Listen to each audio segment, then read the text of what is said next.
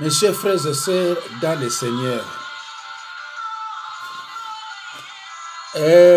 nayeli susu na bino, naza au moins na 3 vidéos oyo il fallait na sala ngo kala mais na sala yango te. Alors il faut na sala ngo lelo. Alors awa naza koloba nini? Naza koloba na basi oyo bazana chance, bazwa chance ya kobala te. Est-ce que basi wana bakoki kobota? Est-ce que soki baboti eza péché? Et que deviendront ces enfants? Bandeko botalaka mutu oyo zolanda na liloba soki ayebi liloba to ayebi liloba te. Dernièrement nalobelaki sur l'amour des relations sexuelles de commun accord. Est-ce que moi si oyo aza déjà défloré to oyo ase abota bakutani na mobali basakani, est-ce que ezali péché? Voilà, c'est ça le problème. Est-ce que péché?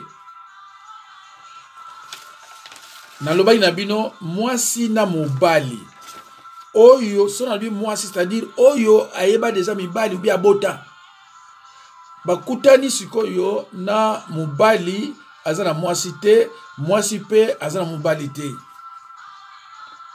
de commun accord basangani. Est-ce que ezali péché?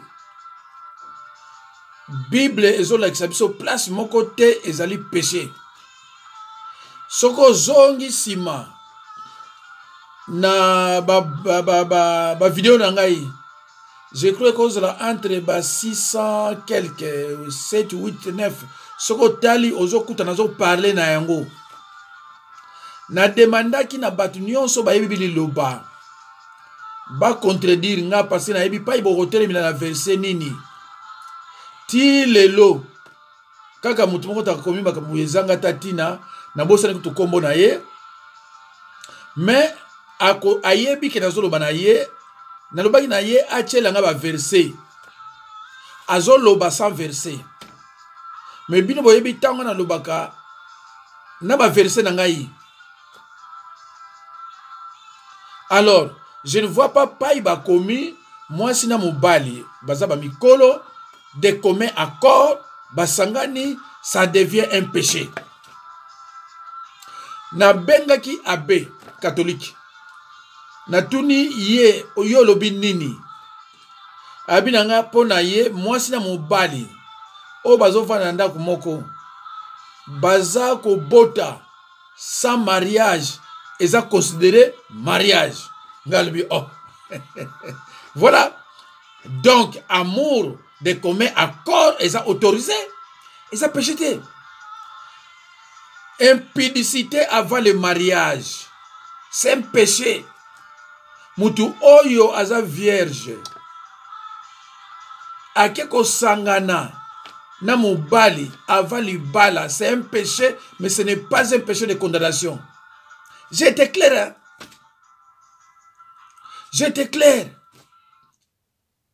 Bato yo ba sataniste baye ko pesa bino ba bateya o ebangi sakabino. Ba vidéo on a saki lobby ba obalandakanga vidéo 612 na 613 na bande na lakisa bino mutu moko azakuna ateya ka ba mateya moko ya ba conflit na ko bangi sabana nzambe, mais bana nzambe o ba biko sosola te balandaka ye belé, mais bo banga te e belé balandaka ko bazana misala mabe, mais yo zana na misala mabe te yo zolanda ye. Alors ozo kokota place moko ya mabe. Alors bande kunangai nazalaki clair nazalaki vraiment clair na vidéo na ona bimisaki nazako luka basali na nzambe o bateya kabino o bayela bino makambo mabe ya kobangisa basi ke mwasi so abali te akokenda lifelo, mwasi oyo abota te akokenda lifelo, mwasi oyo adivorsa akokenda lifelo, baverset biblique eza te. Musala ba ko traumatiser basi kobangisa basi basi ebele lelo bazotula pona nini soko azu mobali na ye bavandi balobio bozana ekobo. Voilà, soko bozana mwasi na mobali bovandi o bozana ekobo. Bango nyonso o bateya bango ndengo na bakoma koteya na église ndengo wana. Ba verset biblique ezate. La Bible ne parle pas de fornication à terme sexuel. Na lobaki na bino ki na bano kenenge male me pona zo la bateau yo ba contredire ngai. Mais bango pe nyonso bazo kima. Ezana na pasteur bele bateya kama kama na zolo ba wana o so balanite ekobo. O so bosele boete o ekobo. Mais tanga na bimi ba pasteur ona bateya ka baza ko banga ko tia kombo na bango pe ba contredire nga parce que na ko loba ba kombo na bango bandimi ba okima bango. Ba kosa kabino na obscurité. Nga bato na nge bele surtout sont des pasteurs, des évangélistes, ba faux apôtres. Mais te on azo tia biloba baza ko landa mais moyen lo komeate. Parce que que pasteur Jacques c'est un danger, ce ko komio ce kombo na yo azio na faute akobimisa yo. Alors, bandeko, j'étais clair, o balanda ki nga ba comprendre ki point de vue nangai. Mais dans lobby que la Bible ne parle pas de fornication en termes sexuels. Moi si mon conseil mobile na habité aux États-Unis, après c'est une définition, il y a 1 Corinthiens 6 17 1 Corinthiens 18 à 20. Abinanga mais awa on parle d'impudicité tout abinanga. Alors, après, c'est une définition de fornication. Avec fornication, c'est mariage, oyo batumi bale bas, pardon, relation sexuelle selon le dictionnaire, oyo batumi bale basali, de commun accord, mais, eza nakati ya religion te. Na ebisiye, ndeko, mariage religieux, ce n'est pas biblique. Et la Bible était. Jésus et les apôtres n'ont pas célébré un mariage religieux. Nayo va répondre, oh, pasteur, vous avez raison. Ngabia bon, malamoko pe akimi. Moi, to continue sur sur yate, mais na sepeli parce que alanda ngai. Lokona alanda nga akuchanger na makomi belé. Ndeko ngai, soko yo lingo e bali loba. To zana ndeko alinga kai bali loba. Loba na alanda nga. Atika ba vantirie mususu. Namoni awa nani Edingwe azoloba walesa na denilesi bakene kamba kotika mikumba na baokuna mutabenga alobi pastor mais yo ba bien ke walesa na bani na ba batumuso ba basala nzambe te yo kama makambo nani azoloba ngana ebisa kabino eza ki vantarte ou bien ki orgueil soko yoki na munoko nanga na lobi na yo ke oyo aza musala nzambe te ndimelanga amwe koza na ndoki ndimelanga ke aza musala nzambe te ndenge lobi na lakisa ki biloko mo misatu Roger Baka Denis Lesi na Jean-François Ifonge na lobaki clairement ke batu misatu wana nyonso musala nzambe azate même somo somo na bazo yeba nzambe nzambe tout ça non ya nzambe azate place wana na ba misatu wana azana yete et pas bon bazali bazo kanga pe. Mais muto oyo po contredire nga azate parce que ce que tali enseignement nga barama comme juste. Nga yipsa abilo banaka nga ba. Ce que bezo benga ba wale sa basala nzambe alors c'est dangereux. Alors bande ko ngai mwasi oyo azui chance ya kubala te. Est-ce que ko kubala? Mais ce que bali a péché. Et kosuka ndengiri.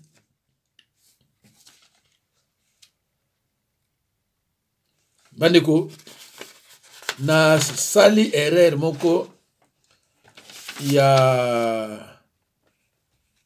verset verset nanga comme d'habitude. Mais malheureusement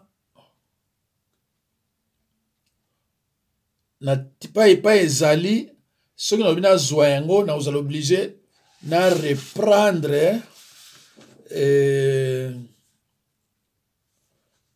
na reprendre makambo ebele. Colossiens 3 23 après on doit vérifier. Oui, on doit vérifier. Colossiens 10 23 Colossiens. Voilà, on doit vérifier na zui na mutu. Alors bande konangai na yebisa kabino l'air nyonso ke les Écritures annoncent clairement que le peuple de Dieu souffrira et sera amené en captivité s'il persiste dans l'ignorance et dans le péché. Osée 4, 6. Mon peuple est détruit parce qu'il lui manque de connaissances. Mais ce verset biblique ne dit jamais que mon peuple est détruit à cause des sorciers et satanistes. Uniquement par manque de connaissances. Bandeko, Bible de Bible, tout est permis, mais tout n'est pas utile. Ndeko moi si a jouissance ya libala te. Afandi a commis na 30 ans, 32 ans. Ah mais non, bani bazobota. Ngazobota te. Ndeko wana moi sa jouissemi. Aboti. Aboti bani mbale. Mais abalite. Banana bakoli. Moko azasuki directeur wapi moko asala la place moko bonza ba pambola bango. Soki albi pasteur soki na landaka ba mateya wana mubali azoya tena bota pete nde na nga souffrir na vie nanga. Siko mwana mwasi ona apeshe na likamuni. Siko nzambe pona ni apamboli bana ye. Libotika ba mateya ya muni sa utapasi. Mwana mwasi atali na kuna 32 ans non ngafuna bota. Kope moko eko linga ye abi na kozela suste funga zozemi azuzemi après mobali wana akena ye ayo zo mobali mususu kope kaka aboti so mibale abi bon ça me suffit na boti mo sino mobali ça me suffit no mbali bo sikoyo mwana mwasi oyo azwa chance libala te azana droit ko bota to azana droit ko bota te. Ce qui est le bika zana droit ko bota, c'est que relation sexuelle de commun accord c'est pas un péché. Nulle part, balobi na biso que relation sexuelle de commun accord est un péché. Na lobaka na bino boy, soki batumi bale balingani, basangani, bose ko mona ba condamner ba na justice. Biloko nyonso bino ba fo portaka ba verset biblique. Na ba na bino adultère, ya ona benga ke kobo, est un péché, mais ce n'est pas un péché de condamnation. Alors, verset. En tout cas, mutu azo moi sito mobali la lobela kango mingi mwana bandela ngo awe zate me fobo kende na nini wana na mateya wana te yaki. Ta on sala ya misa tu na pesa référence ya numéro ya mateya wana. Par exemple, moi si on a le baki wana azalaki na mundele na ya bien. Mundele lobi meto fa na biso oh moi si wana ki ma oh azaki na ba vie bien. Mundele salaire malamu, moi si pe salaire malamu. Moi si akanga mikaka bate ya biso. Soki boete, tozo sale kobo. Na okeli felo, mundele lobi me oh za péché bino boto. Boto di c'est quoi ça? Mundele lingi moi si wana ne osakana te. Mais mundele wana azali sona kimia te. Parce que moi, ça tout c'est que notre vie les kobo. Mundele bato akanga bisaka akena ye. Bandeko, lelo yo vi nini mona moi a traversé. Bazo bala ye peut-être vi nini azana plus de 48 ans, vi nini siko a traversé. Vie à facilité. Vie à facilité. Bato bako yo kanga na église na bino akosa bino. O tenzamba occupé ye. Ah mais non. Asu mobali bazo fa na ye, fallait pas fa na ye. Tozana baninga mususu bafanda na basi 10 à 15 ans babota bana bakola babana na te après les mususu 20 ans ba ko balana siko bana ona babota ki avant nzamba ko pamola bango to pamola bango te dibotika ba mateya ko bangisa bana basi bato ba mame bele baza ko tula surtout na poto ah moyena zo kopé alite po abalinga ite moyena za na mutu moko aida nga ezate po azo balanga te fa bala babala na ajini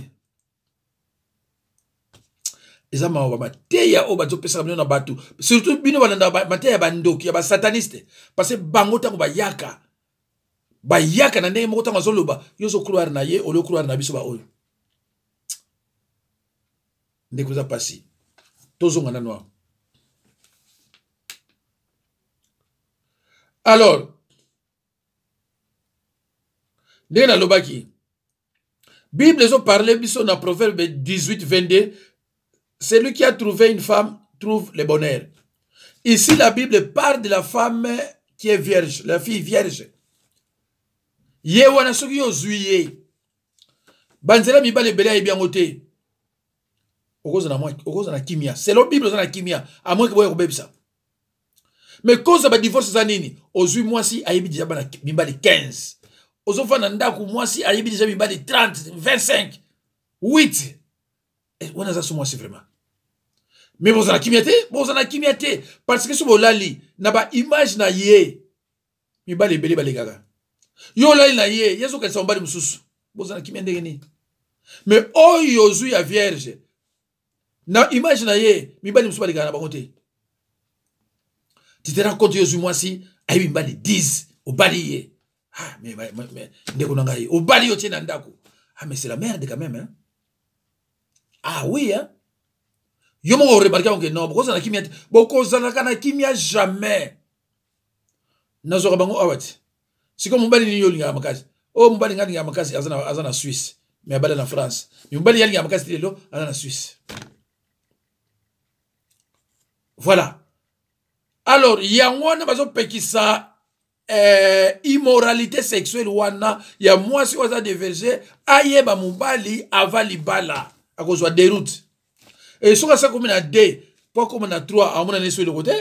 Et soka comme na 3 pas comme na 10 mais amona nesu le côté. Muta diaré banga mulilité. Akobanga te.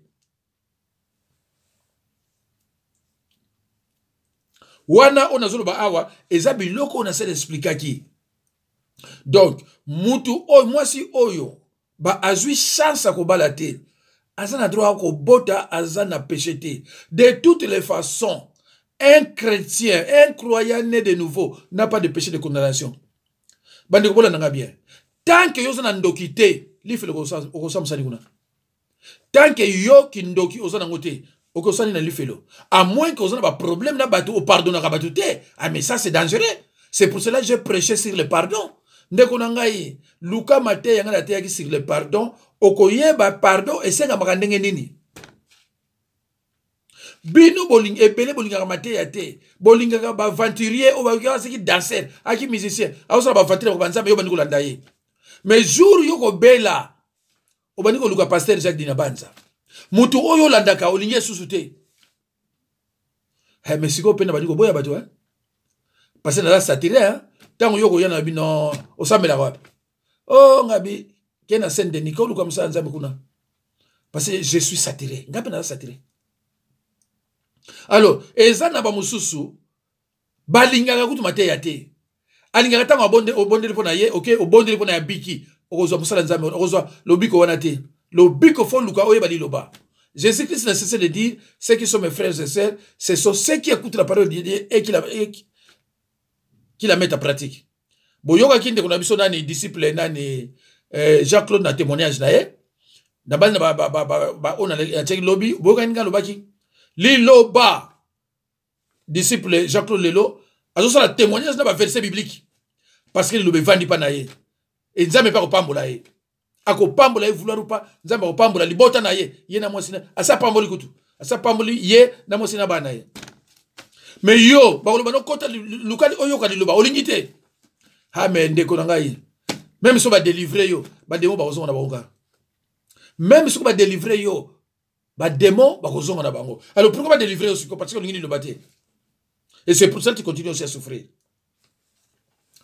Alors ba ndeko nangai na lobaki péché ezanini viol. Soko violer moi si ils ont péché. Adultère, eza péché. Soko violé moi si oko futa d'autres de vierges. Eza na Exode 22, 16 à 17. Bako sala kutu mabe. J'étais clair dans ma vidéo wana mwana bandina osu awo yate. Parce que dans la vidéo musu na osala. Alors, bozana bat mususu bate yaka na mate na bona zomona oh moi sur balate a okende lifelo. Oh moi sur le sala boite eza na Bible te. Alors, moi si azwa chance ya kobala te. Mais aboti bana. Bible na biso na 1 Corinthiens 10, 23. Tout est permis, mais tout n'est pas utile. Alors, nengeye abotaki wana na bani mibale. Eza utile ou bien eza inutile. Parce que nzambe apamboli bana na ye. Est-ce que eza utile ou bien eza inutile? Bible na biso, tout est permis. Bible to bien ngo, ngaite, tanga ngo na 1 Corinthiens 10, 23. Alors, soko tangi na 1 Corinthiens 10, 31. Ozoka kuna bazoloba, fais tout pour la gloire de Dieu. Et maintenant, on boti bana wana nzambe pamboli bango. Asala ngo na gloire de Dieu. Okoko tanga na Colossiens 3, 23. Bon vérifier, hein. Pour na saliba verset de Jebele. Colossiens 3, 23. Kuna pe balobi, nyonso yo koki kosala, mais sala ngo selon la gloire de Dieu. Mama na moni ke nzambe atianga na mukili pona bota. Multipliez-vous et remplissez la terre. Mais nga na zui chance ya libala te. Mais mibali bango bazo leka bazo linganga yi. Mais basala mo sala mbali pona likamunini. Na zui copain, alinginga, de commun accord, a violé na yengaite, to sangani na boti bananga, nzambe pamboli bango, ba sali. Mais siko mabeni mona mwasi wana sali. Mabeni pourquoi nzambe a pamboli bana wana? Nzambe a pamboli bana wana pourquoi? Donc bolinga ki mwasi wana azozo chance mobilité avant de 35 ans, avant de 40 ans, avant de 55 ans, akuna la ménopause, après aller à qui m'église. Na lobaki na ba oyo wana soki nazana disciple so palanga akina premier ko sakana te. Na délivrer ye azana plus de 55 ans. Mubale ko linga ye copain, azana ndaku na ye azana ndaku na ye, ngai ma sœur, ozo péché. Tant que ye a violé yote, yozo péché te, ye pas zo péché. C'est clair? Mais maman na zabi lelo, ba souci yaki na ngwe longwe. Basi mi kongo so la bango passe bele bazo ki ba docteur, o ba te ya biso, lukola toza ko balate, to ko sangana mbalite. Banan ba te ya bino ndingon, o ba pasteur, mais ba minde ba docteur ba finga biso ba be. Ba bi c'est n'importe quoi. Lukola yo o balate.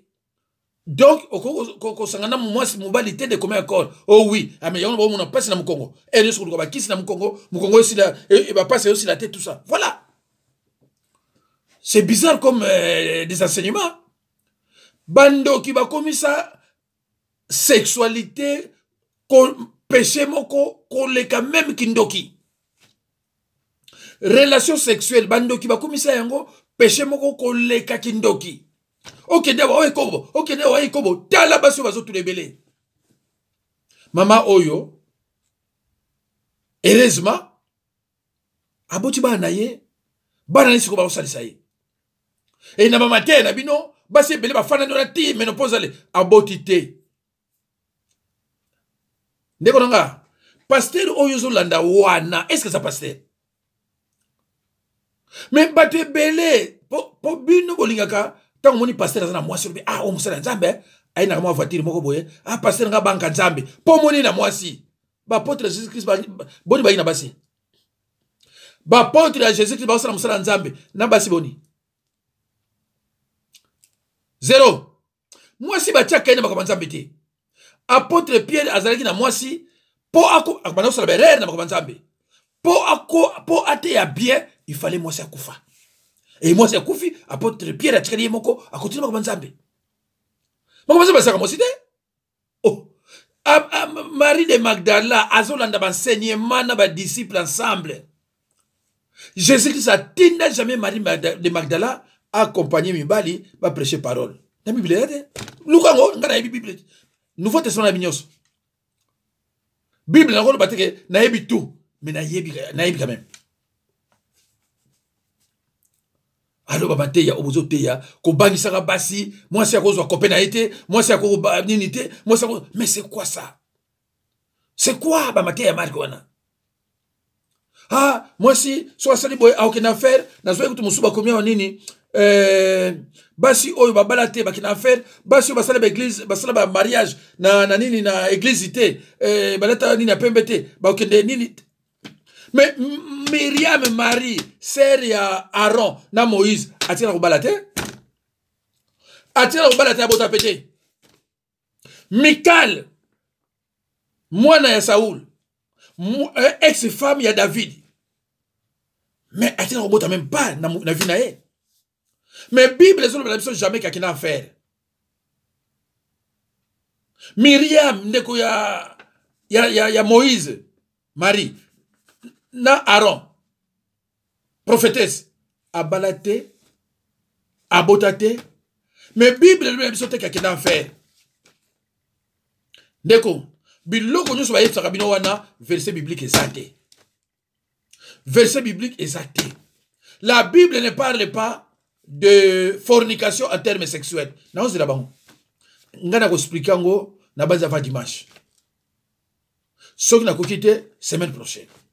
Mais nazo kende malembe natala ba commentaire batu na zela batu mususu oba lubake ba yebi Bible baza ba sala nzambe bakota soko koti o kebabe tango na koleka na koloba na loba na monde yo parce que nazo bomba te yo pe bomba mate. C'est pour cela tango na loba kana ta ba verset biblique koyaka te pona ko embrouiller nazo senga na yo tango ngo cha commentaire aux disciples nga te cha chelanga nini verset biblique. Parce que nous allons répondre yo à travers verset biblique oyoche.